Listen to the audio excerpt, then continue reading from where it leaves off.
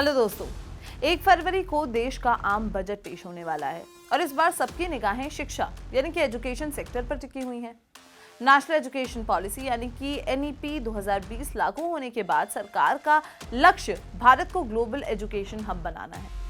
Experts का मानना है कि 2026 का ये बजट शिक्षा की दिशा और दशा बदलने वाला साबित हो सकता है। आज के इस वीडियो में हम डिकोड करेंगे कि पिछले कुछ सालों में शिक्षा पर कितना खर्च हुआ है, इस बार विशेषज्ञों यानी कि एक्सपर्ट्स की क्या उम्मीदें हैं और क्या वाकई भारत अपनी शिक्षा प्रणाली को इंटरनेशनल लेवल पर ले जाने के लिए तैयार है। हम बात करेंगे उन नए कोर्सेज और इंफ्रास्ट्रक्चर की जिनके लिए सरकार इस बार बड़ा फंड जारी कर सकती है। अगर आप एक स्टूडेंट, टीचर या पेरेंट हैं तो ये वीडियो आपके लिए बहुत इंपॉर्टेंट है। दोस्तों, किसी भी देश की तरक्की उसकी शिक्षा पर निर्भर करती है। एक्सपर्ट्स बताते हैं कि दुनिया की डेवलप्ड कंट्रीज अपनी जीडीपी का 6 से 10% हिस्सा शिक्षा पर खर्च करती हैं, लेकिन भारत की अगर बात करें तो ये आंकड़ा अभी भी सिर्फ 4 से 5% के बीच झूल रहा है। भारत को ग्लोबल हब बनाने के लिए इस खर्च की सीमा को बढ़ाना मैंडेटरी है। बजट 2026 में उम्मीद की जा रही है कि सरकार इस गैप को भरने के लिए सॉलिड स्टेप्स उठाएगी। स्कूल से लेकर यूनिवर्सिटी तक एनरोलमेंट बढ़ाना और बीच में पढ़ाई छोड़ने वाले बच्चों यानी कि ड्रॉप आउट्स को रोकना सरकार के लिए एक बड़ी चुनौती है। इसके लिए एक मजबूत रोड मैप की जरूरत है, जिस पर इस बजट में बड़ा एलोकेशन देखने को मिल सकता है। आइए एक नजर डालते हैं पिछले कुछ सालों के आंकड़ों पर। देखिए, 2023 में एजुकेशन मिनिस्ट्री को करीब 1.13 लाख करोड़ रुपए मिले थे। 2024 में बढ़कर 1.21 लाख करोड़ रुपीस हुए, जिसमें स्कूल एजुकेशन पर ज्यादा जोर दिया गया। वहीं साल 2025 में सरकार ने इसे और बढ़ाते हुए 1.28 लाख करोड़ रुपीस कर दिया, जिसमें हायर एजुकेशन के लिए 50,077 करोड़ रुपीस खर्च किए गए थे। हालांकि हर साल बजट में बढ़ोतरी हो रही है, लेकिन जिस रफ्तार से भारत की आबादी और जरूरतें बढ़ रही हैं, एक्सपर्ट्स इसे भी काफी कम मान रहे हैं। बजट 2026 से उम्मीद की जा रही है कि आंकड़ा 1.5 लाख करोड़ के पार जा सकता है, ताकि शिक्षा की क्वालिटी में सुधार के साथ साथ मॉडर्न लैब्स और इंफ्रास्ट्रक्चर पर काम किया जा सके। बजट 2026 में स्किल यानी कि कौशल विकास एक बहुत बड़ा फैक्टर होने वाला है। आज के दौर में सिर्फ किताबी ज्ञान काफी नहीं है, बाजार की जरूरतों के हिसाब से युवाओं को तैयार करना जरूरी है। एक्सपर्ट्स का मानना है कि सरकार इस बार नए स्किल कोर्सेज लाने और मॉडर्न लैब्स को तैयार करने की विशेष फंड जारी कर सकती है। भारतीय भाषाओं में शिक्षा को बढ़ावा देना सरकार की प्रायोरिटी है, लेकिन इसके लिए स्टडी मटेरियल और फैकल्टी को अपडेट करना होगा। बजट में स्किल ट्रेनिंग और वोकेशनल एजुकेशन को मेन स्ट्रीम पढ़ाई के साथ जोड़ने का प्रोविजन देखा जा सकता है। इसका सीधा मकसद युवाओं को केवल डिग्री होल्डर नहीं बल्कि जॉब रेडी प्रोफेशनल बनाना है। देश के सबसे प्रेस्टीजियस इंस्टीट्यूट्स जैसे कि आईआईटी और आईआईएम में दाखिला लेना हर स्टूडेंट का सपना होता है, लेकिन सीट्स की कमी के कारण लाखों एलिजिबल स्टूडेंट्स पीछे रह जाते हैं।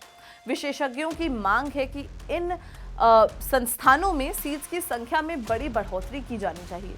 बजट 2026 में इन प्रीमियम संस्थानों के विस्तार और नए कैंपस खोलने के लिए अलग अलग फंड एलोकेट करने की उम्मीद है। इसके साथ ही सरकार कॉर्पोरेट सोशल रिस्पॉन्सिबिलिटी यानी कि CSR फंड का एक हिस्सा शिक्षा के लिए मैंडेटरी करने पर विचार कर सकती है। अगर इंडस्ट्री और सरकार मिलकर काम करे तो हायर एजुकेशन का इंफ्रास्ट्रक्चर रातों रात बदल सकता है और स्टूडेंट्स को वर्ल्ड क्लास एजुकेशन अपने ही देश में मिल सकती है। आर्टिफिशियल इंटेलिजेंस यानी कि AI, machine learning, cloud computing और डेटा एनालिटिक्स, ये वो शब्द हैं जो आने वाले समय में रोजगार की दिशा तय करेंगे। इसे इंडस्ट्री 4.0 कोर्सेज कहा जाता है। बजट 2026 में मॉडर्न सब्जेक्ट्स को करिकुलम में शामिल करने और साथ ही साथ टीचर्स को इसके लिए ट्रेन करने की अनाउंसमेंट हो सकती है। इसके अलावा एडवांस मैन्युफैक्चरिंग और एग्रीकल्चर 2.0 यानी कि स्मार्ट खेती जैसे कोर्सेज पर भी जोर देने की उम्मीद है।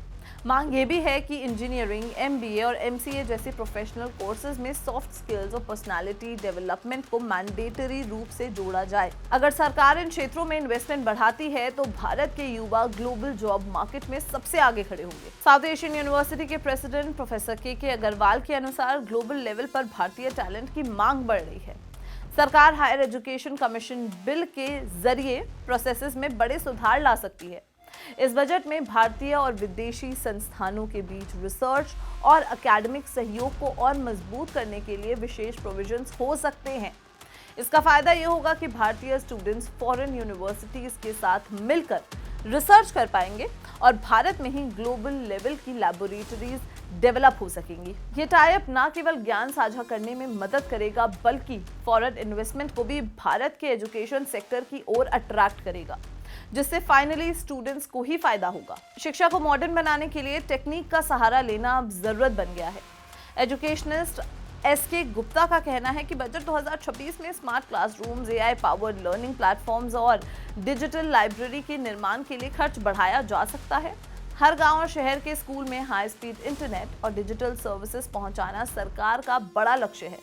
इसके लिए इंफ्रास्ट्रक्चर फंड में बढ़ोतरी की पॉसिबिलिटी है। डिजिटल लाइब्रेरी होने से स्टूडेंट्स को हजारों बुक्स और रिसर्च पेपर्स फ्री में अवेलेबल होंगे।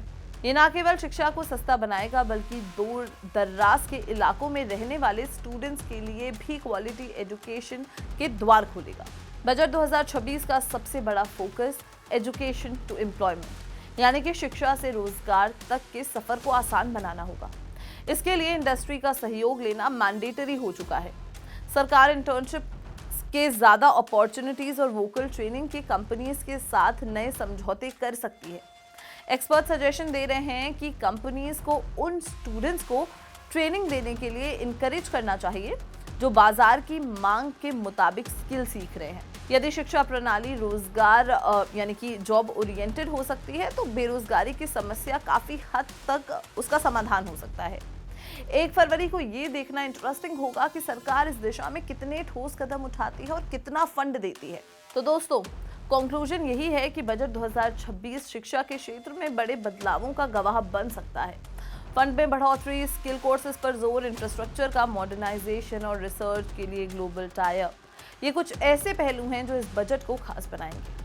अगर इन एक्सपर्ट्स की माने तो सरकार का विजन एकदम साफ है, शिक्षा को सीधे रोजगार से जोड़ना। हालांकि जीडीपी का 6% खर्च करने का लक्ष्य अभी भी दूर है, लेकिन सही दिशा में कदम बढ़ाना ही सबसे जरूरी है। आपको क्या लगता है, शिक्षा के लिए इस बार सबसे जरूरी क्या होना चाहिए?